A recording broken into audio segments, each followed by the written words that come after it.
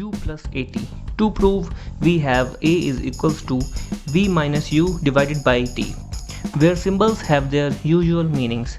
Coming back to our equation, a is equals to v minus u divided by t.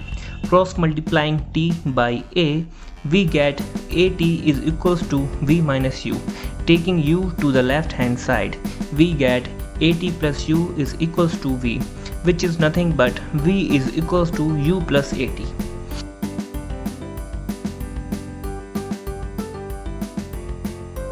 Plus half at square. To prove, we have average velocity is equals to initial velocity plus final velocity divided by 2, which is v average is equals to u plus v divided by t. We know that total distance is equals to average velocity multiplied by total time. S is equals to v average multiplied by t.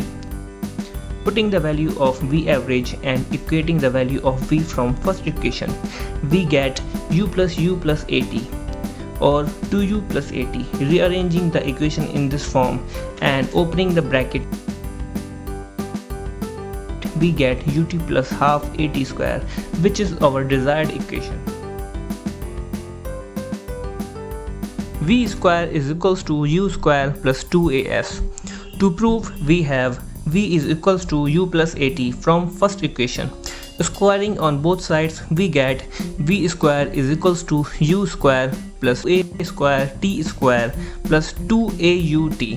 Multiplying and dividing a square t square with 2 and taking 2a common from these two, we get v is equals to u square plus 2a and in bracket at square by 2 plus ut, which is our second equation.